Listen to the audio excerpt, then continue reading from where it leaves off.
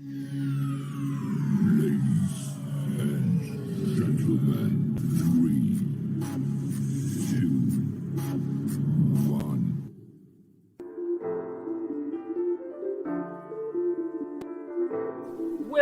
into the Sports Buffoons Podcast.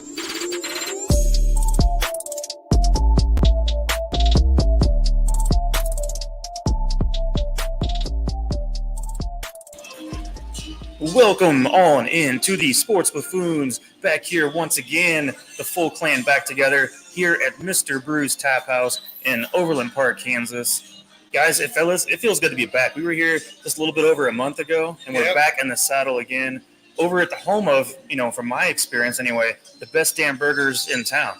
And so, definitely one of the best for sure. Tanner, what have you enjoyed over here, by the way? What was that? What have you enjoyed over here? Over here? Well, I had, I think they had a whiskey burger I ate once. But other than that, the beer's phenomenal.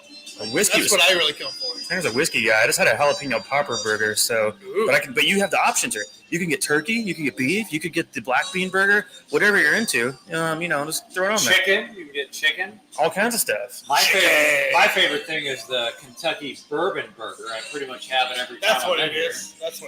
So that was good. I agree with you. They probably are the best burgers. Speaking of that, so guys, if you've been to Boulevard, you know there's a difference between the whiskey barrel stout versus the bourbon barrel aged stout. Correct. Well, I have the anniversary ale right now coming through from Firestone Walker. What are you guys sipping on?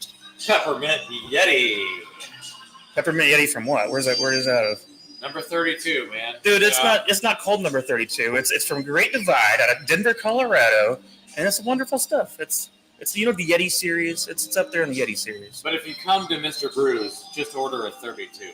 They'll know what it is. But here's the deal. That's the problem. Number 32 might change next week to a different beer. So, guys, speaking of that, there's like 80 beers on tap over here. So there's a lot. I might be exaggerating a little bit, but still, there's a lot of options, a lot of selections here. So if you order number 32 and you get an IPA, don't be surprised when it's not a Yeti. It'll still be good. That's the only thing. It'll still be a good beer. It'll still be phenomenal.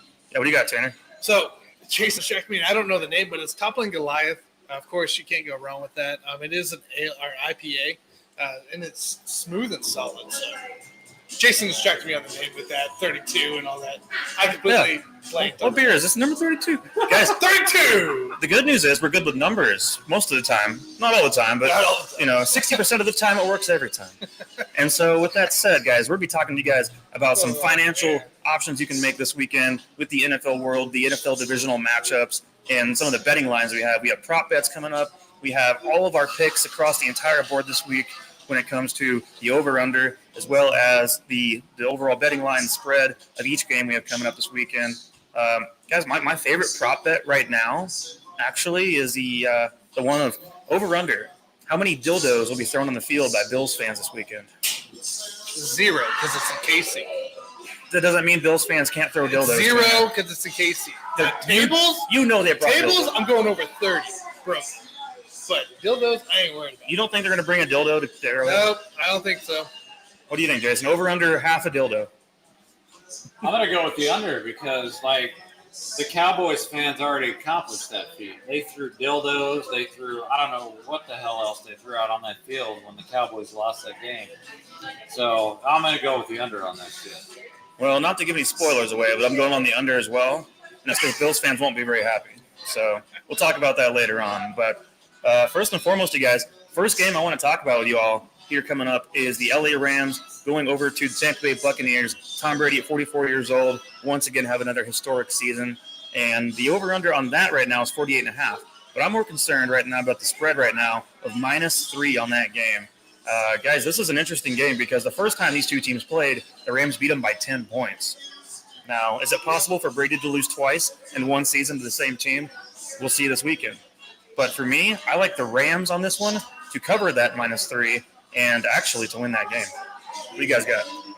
Yeah, my biggest problem here is, I don't know how many people I've heard over the years, not just this year, say that we never bet against TB12.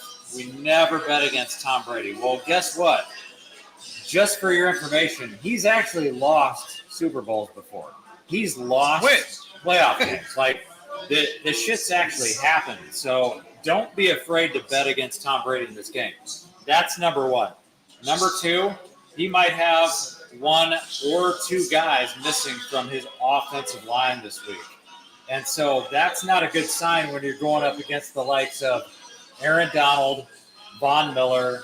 And so I'm definitely favoring the Rams in this game, but don't get too overconfident if you're a Tampa Bay Bucks fan. You look at the two defenses, they're basically giving up almost the same amount of points per game, between 21, 22 points per game. So the defenses are a wash to me, but I think that the Rams will do a little bit better job of getting to the quarterback. And that's what's important in this game for me. So I am in favor of the Rams winning this game. All right, so as far as the over-under, the +3, -3 here, I am going to go Rams at +3. But I am picking Tom Brady to win this thing. TB12. And then also on top of this as well, I'm also picking the over on points because last match was 34-24. I'm looking at a pretty similar game. This would be that high scoring, close. I just think that both defenses are actually going to struggle against the pass. Once again, I think Stafford's going to have a really great game. And then on top of that, guys, I got a prop bet for Rob Gronkowski plus 150 receiving yards and a Tampa Bay win. That's my prop bet together. And that's plus 1075. Wait, what was the yards for Gronkowski you got? Plus 150? No, what are the yards? Sorry, 150 yards. 150 yards? 150 yards and a Tampa Bay win. You think Gronk gets 150 yards receiving? I do. Because he had Wow. So the first matchup time around, he had 8 targets. He caught 4 of them, and he was at 87 yards. He's been highly targeted this entire last, 5-6 weeks. So I look at him to be another big factor, especially with Godwin out. No Antonio Brown. Like, you have Mike Evans. You're not going to do Cameron Brate. You're not going to do the other tight ends. So Rob Gronkowski has been a key target for Tom Brady, and this is going to continue another week of that. Seems like a lot to ask for Gronkowski of that age, but I mean, I'm not going to say it's not possible, but they're missing. Obviously, Godwin's out. Antonio Brown left the team. Working with Mike Evans and got Gronk. Now, under the assumption that Gronk hits that 150, Tanner, you're saying it's going to be kind of a high-scoring game, right? Correct. Okay. Correct. I like the over. That's why I got the over, and I got the prop bet. I like the over on that game, too. I just like the Rams in general better. I think the offense right now is gelling great. I like for Aaron Donald right there to get pressure up the middle on Tom Brady because he's obviously kind of a statue at this point in his career. And also my favorite prop bet, just to throw it out there for this game, Tom Brady over 1.5 rushing yards on the game. I like that one because, guys, every game, but actually 6 throughout the season, he's gotten over 1.5 yards rushing. I like the odds on that. He's done it in more than half the games this season. And, the Rams have a good defense, but there's always a chance to scramble or do a quarterback sneak every once in a while. So, I'll take that. Get on 3rd and 1 or 4th and 1, you might have Brady doing a quarterback sneak, pick up a yard or 2. Boom, there you go. You got your bet. Boom. So, anyways, guys, moving on to the next game. San Francisco 49ers and going over to the Green Bay Packers. The current line on that is -5.5. Over-under is 47.5. This is going to be a great game, you guys.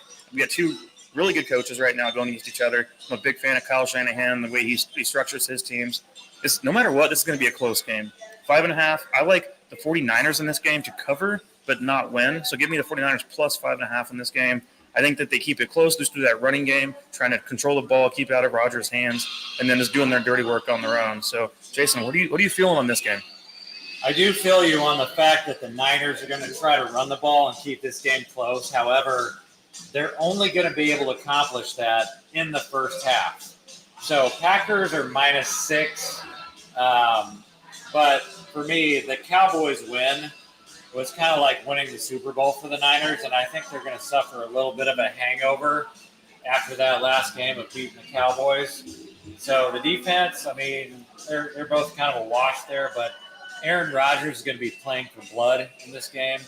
The media likes to talk trash on Aaron Rodgers for literally like the last 6 to 8 weeks. I don't know how long they talk trash on Aaron Rodgers every day, so he's playing for blood because everybody hates him. As far as like the prop bets, I like Davante Adams for the divisional round to score the most receiving yards. Davante Adams is plus 650 to have the most receiving yards in the divisional round of all the games. Okay. So you're talking about the best wide receiver in the NFL, in my opinion, with one of the best quarterbacks in the NFL. So I do like that Devontae Adams plus 650 as a prop bet. But I am actually going to take the Green Bay Packers to cover. I think, like I said, the Niners, don't get me wrong, they're going to keep it close. First quarter, first half. But second half starts, Green Bay's going to run away with this thing, dude. They're fully rested. Not to mention the fact you got Randall Cobb coming back. He's going to play in this game. Aaron Rodgers' secret weapon. So, dude, I'm not picking a blowout, but they're definitely going to cover the 6 points. Wow, I'm impressed there. So week 3 game, right? Packers won 30-28. 30-28 was a week 3 game. Okay. I'm not taking the over or the 6 point spread at all. I'm not touching that because I just think it can go either way so much. But I am going to take the over on this game at 47.5. The fact that they went 30-28 in week 3 just means that this running game that they've developed for the 49ers as well late in the season is a threat to the Packers defense right now. And then you got Aaron Rodgers on the other side. Guys, Aaron Rodgers, how many picks did he throw? And at the end of the year, I think it'll be like 4 or 5. 4? 4. And then how many in this first week? 2. Okay. So, I mean, ever since he had COVID toe, he's been indestructible. COVID toe, man. So it was a cheat code. So, look, I'm looking at Rodgers to put up another 30-point game at least, if not more. I'm looking at the 49ers to be right there with them the entire time. So, I'm not picking the 6-point spread, but I will go over on points. And I believe the Packers win this game to move on. And I do not have any prop bets for this game. yeah, I've just got Packers winning by 3. So on that one, we all kind of different reviews on this game. I think a little bit kind of a mixed bag, but I think that the Niners are a team that can keep a game close if they want to, and ball control. And 49ers are a little beat up if you think about it too. So, like, they got beat up last game a little bit on the defensive side. So that's why I'm not touching that 6-point spread just because of that, because a lot of those guys will play, but they're kind of beat up. Next up, guys, one of our favorite games to debate, I think, at this point in the night, we have the Cincinnati Bengals. That's right, a team that is on fire right now, going over to visit the Tennessee Titans, the number 1 seed Tennessee Titans, who also won 12 games, lost 5, but also lost to teams, back a few weeks ago, like the Jets. And I don't care who you're missing on your offense. You lose to teams like the Jets, you're probably not as good as you think you are. So, anyways, guys, with that said, Titans are favored by 3.5 points in this game, and the Bengals are on fire right now. I like the Bengals not to just cover that 3.5. I like them to win the entire game outright. I'm telling you right now, put your money on the Bengals and just screw the spread. Take them to win outright and get yourself a good profit. Yeah, I actually agree with you on that, Mike. And the first thing that I look at is not the line. I understand Tennessee is minus 3.5. The first thing I look at is the quarterback comparison. And nobody in their right mind is going to take Ryan Tannehill over Joe Burrow for their life. It's never going to happen. I understand Derrick Henry is going to be back playing in this game, probably on a snap count. He's had 3 weeks of reps, but I don't necessarily have Derrick Henry being a difference maker in this game. My only concern for Cincinnati would be that offensive line. It's not great, but I do trust Joe Burrow and Jamar Chase because they're that good. I'm not just talking about what they did to the Chiefs a couple of weeks ago, but I would put my trust in that quarterback wide receiver combo versus Ryan Tannehill and the combo of A.J. Brown and Julio Jones. All right, guys. Titans win by a blowout. Covers the 3.5 easy, of course. They're going to win way more than that. This team kind of reminds me of the Niners in a way. Just a good defense, decent offense, but a good enough defense to win as well. And also a run game, guys. Run game. Let me tell you who the Bengals allowed the most rushing yards to this season. Pittsburgh, Najee Harris, 198. Las Vegas Raiders, combo with Jacobs and Drake at the time, 159. You had Dalvin Cook at 149. And finally, Detroit Lions ran all over these guys at 142 yards. Deontay Foreman and Derrick Henry And Derrick Henry was in contact today. He had contact going today for the first time since his injury. That's good news. It's an upside. If those two are sitting there splitting backs, they're going to run all over these guys. Who cares what Ryan Tannehill does?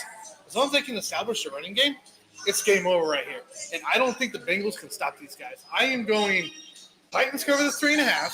It's a blowout. Titans win. And on top of that, Ryan Tannehill on the prop bets, guys. Prop bets here. Ryan Tannehill passes for 300-plus yards, 3 touchdowns, and Tennessee wins. Yeah, Tanner, I think you're forgetting, too, also, talking about bad defenses and talking about the Tennessee Titans ranked 25th in the NFL in pass defense. You're forgetting that they're going against the most explosive offense this season in downfield passing with Joe Burrow, Jamar Chase, of course, T. Higgins, and Tyler Boyd. This team is known for hitting a home run. You take away Jamar Chase, you have nothing. T. Higgins, Tyler Boyd is not going to be a threat. Joey Mixon, it's not going to be a threat. Explain how you're going to take away Jamar Chase, who had the greatest rookie season of all time just now. You learn from the other teams and you double team him. Well, how come the other teams didn't learn from the other teams then whenever he was destroying the league? Because they're bad. Chiefs got to figure and it out. The Tennessee Titans are bad on pass defense. That's my point. I ain't worried about it. I'm glad that you brought up the defense, Mike, because Tennessee is getting up 21 points per game, Cincinnati giving up 22 points per game. So the defense is a wash. Right. So now take the better offense, which is clearly the Cincinnati Bengals. That goes back to my point. You're going to take Joe Burrow and that receiver core, you're going to take Ryan Tannehill. I'm not saying Ryan Tannehill. Give me the better quarterback every time. I'm not saying Ryan Tannehill's bad. I'm saying he's not fucking Joe Burrow. You know what I'm saying? Right. Joe Burrow is the man. And I even have 2 prop bets for you guys in this game, both from the same team. Jamar Chase, over under 75.5 receiving yards. Absolutely take the over on that. Over. Here's the deal. Let's pretend Tanner's right for a second. And the Titans win the game. They're not going to go down without a fight. Jamar Chase is going to get garbage time yardage at minimum. And if they go out and win, Chase is going to have 125, 150 yards receiving. Also, Joe Burrow's over-under is 275 yards passing. And I love that bet as well. Take him on the over on that one and expect him to torch the 25th ranked defense against the pass this coming weekend. The over-under on that game, by the way, guys, is 47.5. I like the over. No matter what, I like this game to be, somewhere around the 31 to 27 type of ballpark of a game. I think Jason and I both understand that this is an offensive game coming up.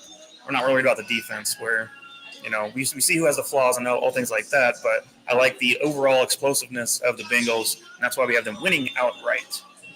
Next one up, guys. We're not gonna spoil our actual pick on this next game.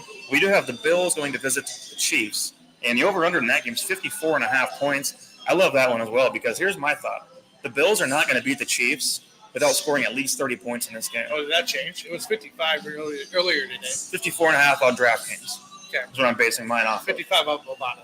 So in that case, take DraftKings and get your over at an even better rate. Yeah. And so, guys, the Bills are not going to win this game against the Chiefs without scoring at least 30 points. And I see the Chiefs scoring at least 28 to 35, somewhere in that range against the Bills, one way or the other. Chiefs obviously got their offense rolling real great last week. I understand they're going against the Bills. Talk about a Bills team, though, that was facing throughout the season New England Patriots court offense, Miami Dolphins offense, and, of course, whatever other bums are over there. Who am I forgetting right now? Who cares? Who cares? The Jets and Zach Wilson is who I was trying to think of. Oh, you're thinking of the conference. I'm thinking about who they played within their division. There are 2 games. That's 6 games against bum offenses. And so, you're not really impressing me with all that. We're going to talk about that a little later. Not to mention losing to the Jaguars and scoring like 6 points in that game. 9-6. That was a baseball score. 6-9? So, Even better. Well, guys, let's talk about that game here in a few minutes. But actually, before we dig into that real quick, I did want to ask you guys, Mike McCarthy is still currently a Cowboys head coach in the NFL. And, it's been a couple of days since the loss for the Cowboys, and he now went out and made a statement saying he knows how to win games. And looking at his track record, he's got a winning record as a coach. He also coached Aaron Rodgers and Brett Favre, for most of your career, obviously. You made your name off of 2 of the better quarterbacks of all time. I don't necessarily agree with what McCarthy is trying to sell us right now, and especially with some of the time management and calls he's made. So my point of bringing that up to you guys, I was thinking about this earlier, though. What are the top 3 reasons Mike McCarthy should be fired? Connor Dawson's going to hate this segment. Oh, yeah. He hates firing coaches. All right. Well, I'll go first. I'll go first because I'm the number one guy on this show that love to say, "You're fired." Far. And we love to fire people on this show. So my number one reason is what you just said, Mike. Overconfidence. So he just had a press conference where he was basically at ease. He said, "I know how to win." Well, you know how to win during the regular season, and that's about it. Because, you won a Super Bowl with Aaron Rodgers, but outside of that, what has he really done in the playoffs? So that's my number one reason why he should be fired, is because of overconfidence, because Jera, otherwise known as Jerry Jones, I like to call him Jera, the guy told him, "You're going to have a job no matter what." So what does that spell? That spells overconfidence. So for that reason, I'm going to fire his ass right now. I think he deserves to be fired because of time management at this point.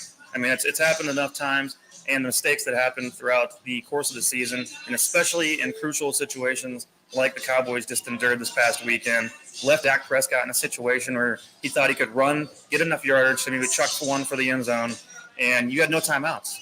You're as a coach, you have to be smart enough to know when to figure out a way to pause the game, give your guys enough time to think, because the Cowboys were just up there not thinking, just doing. And that's why they ended up losing that game in the playoffs. His time management is not head coach worthy. This guy is a fraud, right? It's a fraud. I think it's a fraud. It's overrated. You had a Super Bowl win with the Green Bay Packers, Aaron Rodgers. You had talented receivers like no other. And you come to Dallas thinking it's Aaron Rodgers at quarterback? It's not. It's not. Let me tell you something else, guys. I got one more extra thing for you as well. Outside of the Super Bowl victory that he had, that needs to be canned anyways. His offensive coordinator, I'm assuming his offensive coordinator, right? We're not going to put full blame on him. Sent 2 linemen out on curl patterns. The loss to the 49ers towards the end of the game. 2 offensive linemen. Are you kidding me right now? That's some Joe Judge shit right there. That's like some Joe Judge. We're going to QB sneak this. You might as well just do that because you ran up the middle after that. That's just ridiculous right there. Like, you have that kind of play call and scheme going, it's over. Like, CD Lamb, Tony Pollard should have got the ball. Anybody else. But instead, you had 2 O-line.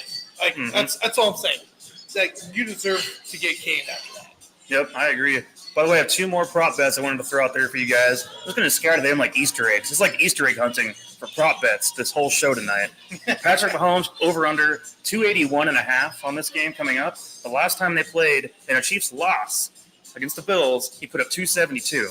And that was in a game where they only scored 20 points. Told you guys earlier, that's not going to happen this time. Expect the over on Patrick Mahomes. Oh, dude. 281. If you guys are out there, you got to put $1,000 down on it right now. Absolutely. Easy money. Absolutely. Money. When you look back at what happened earlier this year and you put up 272 in a loss like that, he's going to do way better this game, and it's going to be at home. So I trust Patrick to do his job there. And I got one more before we move to the next segment, you guys. Tom Brady's passing yards for his game is 291.5. That's even more than Mahomes has projected. 291 against the LA Rams defense. Give me the under on that. I agree with you on the under that. on Tom Brady's 291. 150 is going to go to Gronk alone. So yeah, 150 to Gronk alone. Give me it. All right, guys, want to dig into some Chiefs? Let's do some Chiefs. Let's talk Chiefs. Guys, coming up now, obviously, we got the Bills coming in here. Are you scared about the Bills' number 1 ranked pass defense coming up against Kansas City? Because obviously we saw them throughout the season doing a great job. Only allowed 12 touchdowns all season long. And I just think that they have a great defense, great safeties. Obviously, Micah Hyde out there, Jordan Poyer are 2 of the best safety tandems in the entire NFL. This team might be missing Tre'Davious White, though, this weekend. So keep that in mind. I think he's officially ruled out. If he's out, that's going to be the Bills' excuse for when things go the wrong way. But, guys, I believe right now in the way the Chiefs' offense got rolling last week, carry this over, carry the momentum, just go out there and play with swag and confidence. But also I agree with the Chiefs' running game to stay on track as well. I think, obviously, Clyde Edwards-Helaire will be back this game. Jerick McKinnon should still keep getting touches. Darrell Williams might not play, but I don't think I'm concerned about that right now. I like the Chiefs' offense to just do their damn job, go out there and make plays. How are you guys feeling about this game? Anything come to mind right now? I feel great about it. I mean, the number one thing that I look at is something that we didn't do very good at last time is we need to stop Josh Allen in the running game. So the last time we faced these guys, he had 11 carries 59 yards and a touchdown.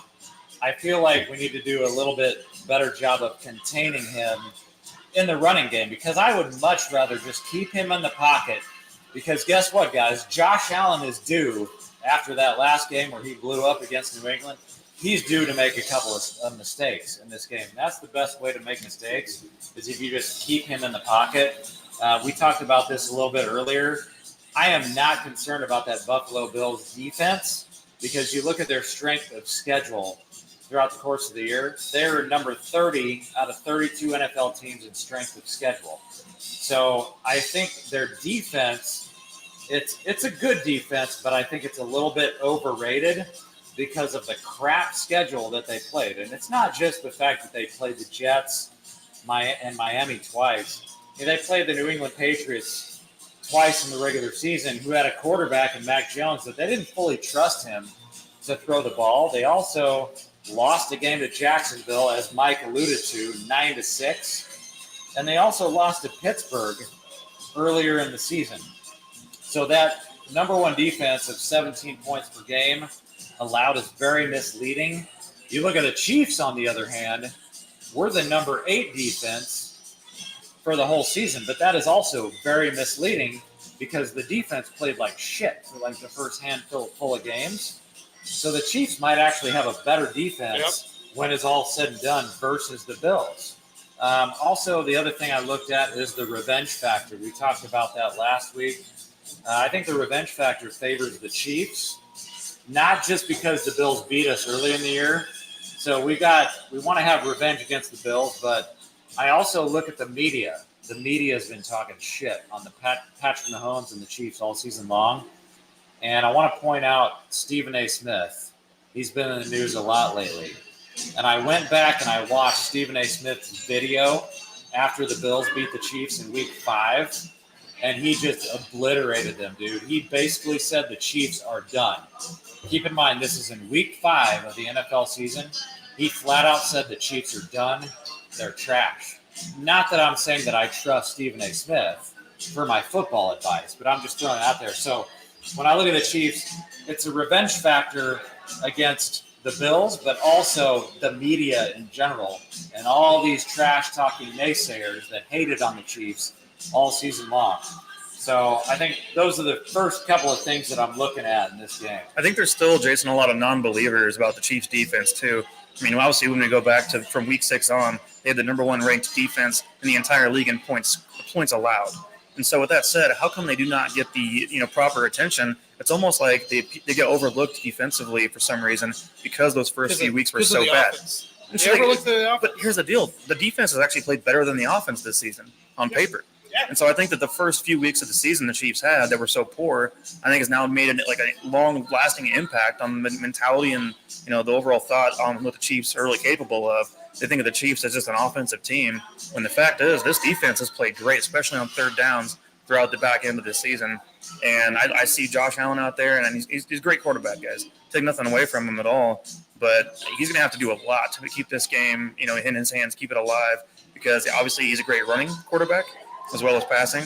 But, gosh, it's going to be tough, guys, understanding a new Chiefs defense from what they saw back in week 4. It's not going to be the same thing. No. Yeah, and the other thing we talked about with the defense early in the season is the fact that everybody talks trash on a Steve Spagnuolo defense. No matter what team he was on, they have some issues earlier in the season, and then they pick it up, and they win Super Bowls historically. And so that's one thing I look at with the defense, but it just surprises me that people talked so much trash on that defense after that Week 5 loss to the Bills, because Chris Jones didn't even play in that game. Charvarius Ward did not play in that game. Obviously, we did not have Melvin Ingram back then. And Frank Clark, as much as people wanted to trash Frank Clark early in the season, I still don't believe he was 100%. He wasn't. And so now, Frank Clark, you're getting him back up to speed. So that game in Week 5 essentially means nothing, except for the fact that Stephen A. Smith thought that the Chiefs were trash. And you know what else was happening too, guys, at that time? Mr. Dan Sorensen was still playing 100% of the snaps, while Juan Thornhill sat there and played 22% of the snaps during this game. right? There's a total difference. And Willie Gay was also coming off an injury. Correct. And we also had a 2-hour halftime practically as well because of the storms that happened that night. Look, this is a total different ballgame. This is not the Patriots offense that the Bills are facing this week. This is the Chiefs offense. This is a high-ranked, top 5 going to come at you. Tanner, all you got to be is the Jaguars offense. You can beat the Bills. I'm telling you right now. So we're not worried about them being the Patriots offense. Just be the Jaguars offense. No, we don't. No, that's the thing though, is that we're neither of those teams. This is a high-powered, playoff, Super Bowl caliber offense. And this defense has seen a bunch of garbage the entire time. I'm not worried about this. And I told a lot of people after the Patriots losses last weekend that, guys, Mac Jones is not Patrick Mahomes. And guess what? There's no Tyreek Hill. Hunter Henry is not Travis Kelce. And between Nicole, DeMarcus, Pringle, you don't have any of those kind of receivers on that Patriots offense. And since you're talking about receivers, we haven't mentioned our secret weapon that I guarantee you the Bills are not prepared for because there's not a whole lot of tape on this guy, Jerick McKinnon. Yep. We got to get him involved in this game because not a whole lot of tape on him to prepare for when you're the Bills defense. But he is a seasoned veteran because he's got playoff experience in his career. So it's not just like some guy that we throw out there. Correct. Like he does have playoff experience from when he was with the Vikings. Right. So we talked offense there.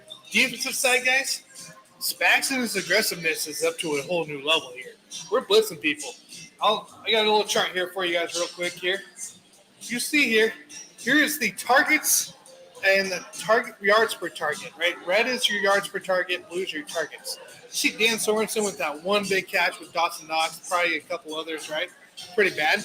Outside of that, L'Jarius Sneed, Anthony Hitchens was up there, and we got to kind of figure that out, right? They didn't really target us downfield by. No, but there was blown coverages is what it came down to. Correct. It's something the Chiefs don't really do as much anymore of. Sorensen's not playing in the back end like he used to. Yeah, and that's week 5. Week 5, right? This is, what are we at? 13, 14, 15 weeks later? Yeah, sure. Total different team. Yeah, of course. Look, I ain't worried about this here, and if I may give my prediction here. Look, I'm not touching this 2.5 over, plus minus. I ain't touching it. Tanner, we're at -1.5. Minus 1.5? 1.5. I think you should touch it. 2.5 was this morning on Bovada. So yeah, Bovada's updating that throughout the week now. As you see, it came out originally -3, then went 2.5, and now 1.5 is the current betting line. Now? Man, that's crazy. So look, I ain't touching that because I just don't feel good either way. But it's going to be a defensive game, and to your guys' dismay, the over/under is 55. I don't think they touch it. I think it becomes down to a defensive game because we've struggled against decent defenses and good defenses, and it's been lower scoring. I could see this happening again. I think both teams stay under 30, and I don't think we touch this. Tanner, here's what I want to say to you real quick. Is we need to take advantage of the media, something we just talked about a few minutes ago. The media, this is driven by the media as far as how the Bills are, this dominant powerhouse of an AFC team. You know the reason why the line was set the way it was at -3? And people are jumping on the Bills at that point. The media has driven in their minds that the Bills are going to come into the Chiefs once again at Arrowhead, and go get a victory because they're somehow the more dominant offense and better defense. So take advantage of the media as someone who's obviously more knowledgeable than, the mainstream media out there about what's going on as an insider, essentially. And we could be honest with ourselves and go, wait a minute. We see that this is being driven one way, and the line is being driven down this way. Fans are on the Bills. Go the opposite. That's exactly when you want to go the opposite and take the Chiefs on this -1.5. Yeah, I mean, the fans are on the Bills because they think that the Bills somehow cracked the code on the Kansas City Chiefs in Week 5, even though that was it feels like it was a full season ago. So as far as my prediction is concerned, I mean, Tanner, you're saying they're going to keep it under 30. Well, that's still a high score. I think both teams keep it under 30. I don't think they get the over/under. I don't think it touches. I will give you one team under 30. I will take 31-28 Chiefs to win the game, and I will throw out a couple of prop bets. My favorite one is actually the most points scored in the divisional round for all of the teams. Kansas City Chiefs are the favorite at plus 250. And also, the most passing yards is Patrick Mahomes at plus 200. So you combine those two bets together, which I like both of them. Basically, Vegas thinks that the Chiefs are going to win this game. Because if you got Mahomes having the most passing Read between yards, the lines on that, guys. and you got the Chiefs with the most points scored, Bovada or whatever site you want to use basically thinks the Chiefs are going to win, even though, as Mike alluded to, the public is going in the opposite direction. Yeah. So that's basically a sucker bet the way that I see it. Right, because when you look between the lines, obviously on that, you can honestly tell the truth be told, these betting sites believe in the Chiefs without a doubt, almost 2 times likely over the Bills to win this game. So going forward, that's what we're expecting to see here. I do believe the winner of this game, by the way, goes for the AFC to the Super Bowl. So obviously the Titans-Bengals game going on. I'm not concerned about that. I think that the winner of this game is the true AFC champion. I do have one more little nugget out here. One of my other prop bets, Patrick Mahomes, 22.5 rushing yards in this game. I like the over on that as well. So I like both the over on the passing and on the rushing. Whenever the guy is in a situation like this, he makes sure the team's on his back when he needs to be. And it might take 2 runs for him to get that 22.5 rushing yards. So I like the over on that too. Final score? Final score in that game, for me, I like the Chiefs to hit 30 on the head, and I like the Bills at 28. Ooh. So I had 31-28. So my point is, the Chiefs do cover that 1.5. They do cover. By half a point. 26-21. 26-21. So Tanner, explain to me the 26. How does that come about? Is it like 5 field goals It's or just what? a weird game, dude. It's going to be a couple weird 4 or 5 field goals, a touchdown, a missed extra point, and to come along that 26. Yeah, I don't think you're going to see a lot of field goals in this game. Bookers do, though. Bookers do for a missed extra point coming up. So. You're not going to see a lot of field goals because I think you're going to see a lot of 4th downs where the Buffalo Bills go for it because they know who they're playing against. And when you're playing against the Chiefs, even if you're a high-scoring, potent offense like the Bills, this is a playoff game. You can't afford to settle for field goals. So I think you'll see a lot of situations where the Bills go for it on 4th down. So you guys out there following on, just a reminder, we were here at Mr. Brews in Overland Park, Kansas, having ourselves a couple surveys as well as we had a couple burgers. I think Jason tried to get chips or whatever. Is that what you got? Pub chips?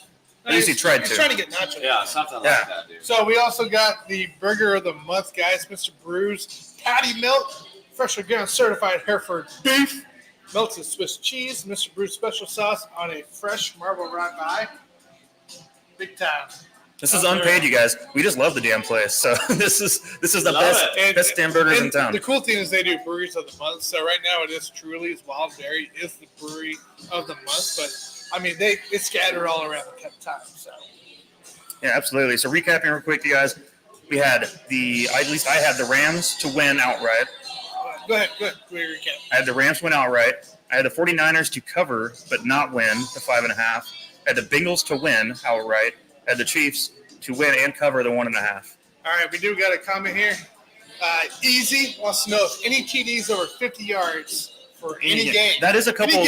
Yes, there's a couple of prop bets out there, actually. I think one of them was Jamar Chase of a 50-yarder. I think it's possible, without a doubt, the Bengals are the team to have a 50-yard touchdown. They have been the most explosive offense in the entire league throughout the season consistently. And I give the edge to the Bengals as far as having a 50-yard touchdown. I agree. Actually, I think if you're going to see a 50-yard touchdown, it's going to come in that Titans-Bengals game, just for the fact that Jamar Chase, Julio Jones, who's kind of healthy for once, and then you have A.J. Brown on the other side too. You're going to look at that kind of side, that game, to have a 50-yard plus game or TD. I'll give you one more. The Rams with Van Jefferson has potential for a 50-yarder. Odell? Not Odell. Okay. Van Jefferson, because he is their deep threat, speed burner. I like the Rams as a possibility to have a 50-yard touchdown. And I could actually see 3 over 50 yards. I would say Tyreek Hill, Devontae Adams, and Jamar Chase all do it in the same fucking weekend. All right. Yeah. There you go. I like it quite a bit. Any other questions, Sandy? No, that's it right now. That is it for now. So any other prop bets we guys on the list here? I don't have anything else for you guys. Prop bets I saw. I didn't like them. There's a few I liked, but I wasn't confident in them. Right, so I'm giving you guys some stuff I am confident in. and that's why I give it to you. We're just giving you guys the ideas that are going to make you money. So if we don't think it's going to make you money, we're not telling you. And by the way, if you need backup here, last weekend Mike and I were 6-0 in the picks alone, just picking the win. So 6-0 last week. We're not talking about Jason's right I was actually your advisor. That's why you. was that Yeah, the Raiders and who else? Yeah, I thought Dallas. Raiders and Dallas. I don't know what he was picking, but I advised you guys on that. You're welcome, by the way. we just went opposite of whatever Jason was doing. So and it worked out okay. So. Actually, I got to pull it up here. Shit, if you want to know real quick, who What? Chase and Connor picked too, you know. Oh, who they picked? I can't remember exactly who they picked, but what do you got? And it's open up. Keep going. I'll let you know when it's opened up. Tanner, you're supposed to be the producer. You're supposed to be prepared Yeah, at all times. When this computer goes slow enough, it doesn't happen. We need to upgrade equipment, you guys. That's part of the problem. That's what Yeah, Tanner's saying, please donate. That's all we're saying. All right, boy. here we go. I got pulled up here real quick. Come on, go away. Gosh. Wants me to upgrade to everything. All right. We can always do the Lakers talk. Talk So, about the Lakers. so Mike was definitely 6-0. I was 6-0 on that as well. Jason, he lost on the 2-4. Bengals game, I was 2-4. the Bills game. You got the Cowboys right, and then the Rams game he lost. So Is he 3-3 then? 3-3. yeah, Okay. 3-3. Connor, he won the Chiefs, won the Bengals, lost the Bills. He picked the Pats. Such a weird pick. I don't understand. Connor, He sucks. Connor got the Cowboys right, so we're good there. And then Chase he lied, one loss. It was the Cowboys. Cowboys game, he picked the Cowboys instead of the Niners. So Gotcha. there we go. Very nice. Well, guys, any other football takes going into the weekend? Obviously, it's a big one. We're going to be, at least I'm going to be over at Twin Peaks as far as I know. So I'll be hanging out Possibly over be there, joining. It all depends. doing the thing over there, We'll see watching what happens. the Chiefs Bills. Big game. I like going out for big games. Last week we stayed in and did our show, of course. And sometimes that's fun, Oh, too. by the way, we got to announce our winner. So we had a hashtag SBChiefs down below when you during the live game there. And I think our winner we chose out of random, of course. And Andrew Rager, AC, ended Very up winning nice. it. So Very nice. So props to AC. Thank you. Mr. Andrew. Thank you all for joining us and having some fun with us. It was a blast. And we're going to hope to do more games, even outside the NFL season, possibly an NBA playoff game, maybe some March Madness coming up, guys. So there's lots of chance. Absolutely. So, JG, I know you obviously are a big NBA fan, and you're a little concerned every once in a while about what the Lakers are doing. But, I mean, what's the main concern right now? What's going on in the NBA? I think it kind of reminds me of Dallas Cowboys in that when I look at the Los Angeles Lakers, it's kind of like America's team. Like, that's so many people have that as their favorite It's the team. Yankees, the Lakers, and the Cowboys. Yeah, and the big problem for the Lakers right now is the fact that all the fans and the media are calling for the coach, Frank Vogel, to be fired. And so, I don't necessarily think that that's the answer. I don't know what you guys think, but my biggest problem with the Lakers is not Frank Vogel. My biggest problem with the Lakers is that LeBron James, otherwise known as Le Brick, is the general manager of the team. And he's the guy that brought in all these fucking players, dude. And when I say all these fucking players, I'm talking about the oldest NBA roster by age in the history of the NBA. Bunch of old bums. And if you went back to 2010, sure, it'd be an all-star game. We already talked about that. But, they got Russell Westbrook on the team who he's still a fairly good player, but he's not in his prime, and neither is Carmelo Anthony. And my second biggest problem is that you have a general manager named Rob Pelinka, who is not a general manager. He just does what LeBrick tells him to do, right? So LeBron's the GM, and then Rob Pelinka just pulls the strings. And for me, you look at a guy like Frank Vogel, it's too late to fire him, dude. Their season is over. Like, they're in a play-in situation right now. I mean, maybe if they get lucky, they might get the 5 or the 6 seed, but they're not going to do anything. And Frank Vogel was brought in as a defensive-minded coach. But guess what? If you have a shitty offense, which the Lakers don't have. It's kind of mediocre. I'd say they have a mediocre offense. They're putting up 111 points per game. Just as a comparison, Minnesota Timberwolves are putting up 110 points per game. So the offense is okay, but it's not great. But my point is if you're going to bring in a defensive-minded coach like Frank Vogel, your offense better be on point. You shouldn't be giving a guy like Carmelo Anthony 25 freaking minutes per game and expect him to produce. And so that's my biggest issue is like they should not be looking at Frank Vogel to fire him, but this is all on LeBron James because he's the guy that put this team together in the first place. What if I told you that LeBron knows this team sucks and he doesn't care? What if I told you that? That's great. Okay. So his transition from the Heat back to Cleveland, he did an interview and he was like, hey, I hope one day I'm able to play with a bunch of my friends, right? A bunch of my friends. And what is he doing here? Carmelo's on the I team. think he's just getting drunk and going out there with his friends. Westbrook, DeAndre, like he's got his Dwight Howard, they're all on the team. I guarantee you if Dwayne Wade was still in the game right now, he'd be on this team too. Because it's a bunch of his buddies, and he's like, you know what? If we win a championship, great. If not, I'm going to have fun this season. Well, it's interesting that you say that because Kevin Durant's injured right now. Steph Curry just got injured. Correct. And so now all of a sudden, Le Brick, as I love to call him, all of a sudden now he's back on the table for MVP award because his numbers have been fantastic. Oh, this yeah, year. no, he's killing it. So maybe that's the end goal for LeBron is he just wants to win the MVP and cap off his illustrious career, and he doesn't give a shit about the team. He just wants to win that MVP award. I don't think that's it. I think he's got the guys he wants to play with, and he doesn't really care what happens. Like, you shouldn't fire Vogel. He just won you a championship 2 years ago. I ain't worried about that. I just think LeBron has his guys. And by the way, you know what he's missing? You know what he's truly missing here? In all of his championship runs, what did he have in common on those teams? Shooters. A KU player. Kansas Jayhawks. He doesn't have any Jayhawks on the freaking team. If he had a Jayhawk on the team, he might be a different situation. So if he gets a Jayhawk, and your brother's going to love this take because there is no Jayhawk on this team currently. So he's got to bring Mario Chalmers out of retirement? Yeah, he loves playing with Mario. Get Mario back on. Ben McNamara? Hey, dude. Call Cole Aldridge and get him up here. Dude, all they have to do is make a trade, except, the problem is they don't have any assets. They can make a trade for Andrew Wiggins. Oh, yeah. Andrew Wiggins is playing great this year. Malik Monk you'd have to give up to get Andrew Wiggins. So, yeah, that's true. One more prop bet, you guys. So over under fireworks going off at Arrowhead this weekend at 4.5. That's not NBA. Oh, I was just doing prop bets. Under because I already said that they wouldn't touch 30 points. Because last weekend, the reason I bring that up is that they ran out of fireworks, Tanner. Correct. You think Again. they're going to be prepared this weekend if they need to score or do 6 fireworks or 7 fireworks? I don't think they will.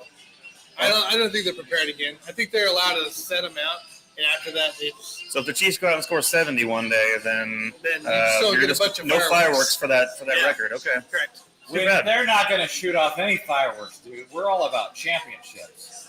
If we win this game, we don't accomplish shit. We want to win a fucking I'm Super talking Bowl. about after touchdowns, Jason.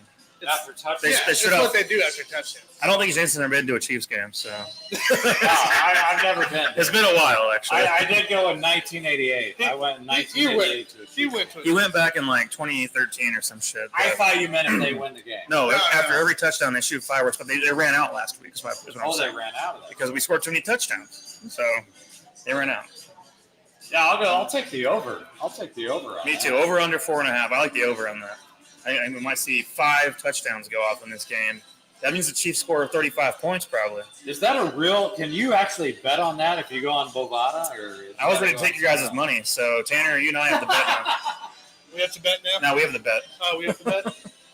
Yeah. All right, guys. Do you have anything else before we wrap up the show that we want to talk about? That was my big one. Was AC did comment, love it, boys. So give him a shout out. There he is. That's the winner. What did he win again, Tanner? He won a pint glass of the sports foods, and I might Gotcha. actually still have that. I do. The picture. There's That your one, pint glass. that one right there. That's right. Nice. Hey, I like the clear one too, Tanner. We need to get the clear ones going too. Yeah, I'm still looking. Maybe get some. I'm trying to get some cheaper options for everybody because. Yeah, we got to get some cheaper options going for everybody as far as any merchandise we got. It's So a tough market out there. obviously, because I didn't know pint glasses were going to be expensive, but apparently so. Yeah. So apparently that's a thing. So It's a thing, man. It's a thing. anyways, you guys. Well, guys, at some point, anyone listening out there, come out to Mr. Brews Taphouse. Have some great beer options out here: IPAs, Imperial Stouts, all the good stuff, as well as, to be honest, a small kitchen, but one of the best damn restaurants in town too. They got great burgers, great. I've had their sliders, phenomenal. I've had the wings, the chicken wings here, phenomenal. So You can talk food and beer all you want, but the atmosphere and the music playing right now is phenomenal. Amazing beer, Oh my amazing food. Not to mention the fact that if you guys join us the next time we're out here, we're probably going to be doing some shots. with our main manager Tomas, because Tomas. he's going to owe us a couple shots Yes, for the when the Bengals Titans win, victory. When the Titans win, you're gonna have to see this guy actually take a real shot because Okay. he didn't If I- take that shot on. if I have on to. Saturday. If I have to, I guess I could do that if I needed to. Oh I yeah, suppose, okay. but Maybe we'll put it in the I'm fridge. going to choke it down anyway. 'cause it's not cold. Maybe I'll tell him to give me a beer instead, so I can do that. But guys, I was trying to win him money, but he doesn't want any money. Apparently, he wants to lose money. So not taking the Bengals, he's taking the Titans like Tanner. So That's right. all right, guys. Well, thank you all so much for joining and listening in, and we'll see y'all on the next one. Later. See you guys.